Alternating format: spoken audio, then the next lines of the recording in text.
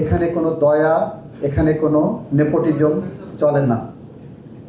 আমি যখন বার কাউন্সিলের চেয়ারম্যান ছিলাম, আমার বোর্ডের এবং বার কাউন্সিলের এনরোলমেন্ট কমিটির মেম্বার ছিলাম, যখন এনরোলমেন্ট কমিটির অনেক মেম্বারের ছেলেমেয়েরা ফেল করছে, তাদের পাশ করাতে আমরা পারিনি।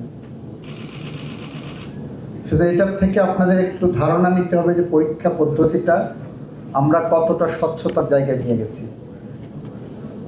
আপনারা যারা এখানে আজকে আইনজীবী হয়েছেন, আপনারা সত্যিকারের মেধায় মানোত্তীর্ণ হয়ে এখানে এসে পৌঁছেছেন।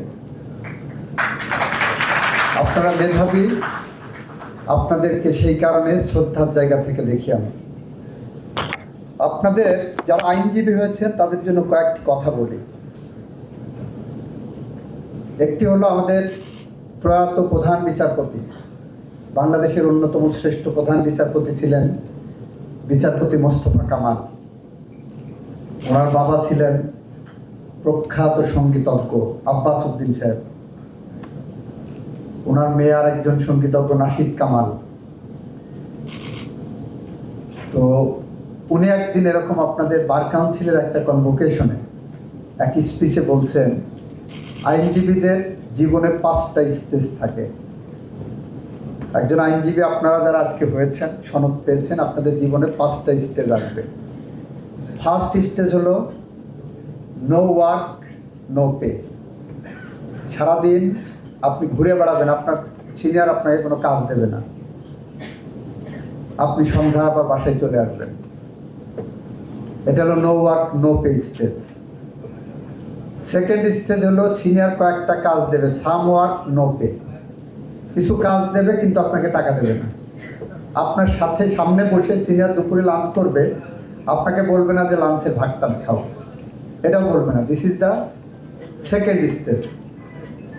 থার্ড স্টেজ হলো সাম ওয়ার্ক সাম পে। ওখানে কিছু কাজ পাবেন, কিছু টাকাও পাবেন। ফোর্থ স্টেজ হলো মোর ওয়ার্ক মোর পে। কাজও আসবে, টাকাও আসবে। অ্যান্ড ফিফথ স্টেজ হলো নো ওয়ার্ক মোর পে। আপনার কাজ করতে হবে না, আপনি বসে থাকবেন, টাকা কোন দিক দিয়ে আপনার পকেটে চলে আসবে। And this is the reality. এমন অনেক সন্ধ্যা গেছে যে আমাদের দুইজনের বিয়েতে যাওয়ার কথা, কারণ অনুষ্ঠানে যাওয়ার কথা, বিবি সেজে গুজে বসে আছে, আমার সময় হয়নি। রাত 10টা পর্যন্ত বসে থেকে লাস্টে ড্রেস ট্রেস আবার স্বাভাবিক করে মুখ গোমড়া করে বসে আছেন। এইটা হলো একজন লয়ারের লাইফ। আপনি যদি টাকার পিছনে ছুটেন, দেন ইউ আর ফিনিশড। আপনি যদি পেশার পিছনে ছুটেন, then you are completed as a lawyer. তা আপনি এখন ফিনিশড হতে চান না লয়ার হিসেবে নিজেকে পরিপূর্ণ করতে চান? That's your choice.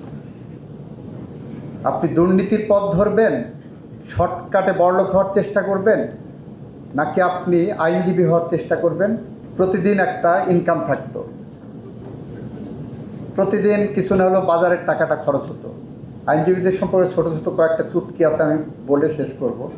সারাদিন ভূতের মতো খাটছি, সারা মাস খাটছি, মাস গেলে কিছু বেতন পাচ্ছি।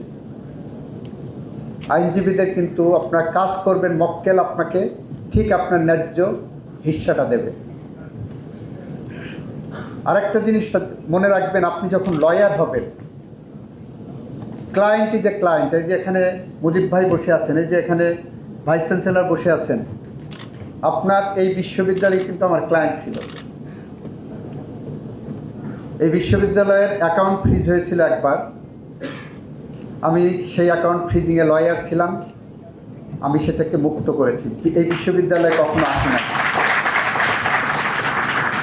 মক্কেলের কাছে কখনো আপনি নিজে ছুটে যাবেন না, মক্কেল আপনার কাছে আসবে, because this is your profession. ক্লায়েন্টে যখন ছুটে যাবেন, আমার সিনিয়র ছিলেন ব্যারিস্টার সৈয়দ ইশতিয়াক আহমেদ, বাংলাদেশের খুব প্রখ্যাত আইনজীবী ছিলেন। ওনার সন্তান ছিলেন ইমিডিয়েট পাস্ট চিফ জাস্টিস। উনি বলতেন, বাবা মক্কেলকে কখনো বন্ধু বানাবা না। যে মুহূর্তে মক্কেল তোমার বন্ধু হয়ে যাবে, মক্কেল তোমার ফিস কম দেবে। And this is the reality, I am telling you. আপনার এই জায়গাটা একটু খেয়াল রাখবেন। আপনারা দেখবেন মামলা যখন করতে যাবেন ক্লায়েন্টের পক্ষে, আদালতে যখন দাঁড়াবেন, তখন আপনি 10টা মামলা যদি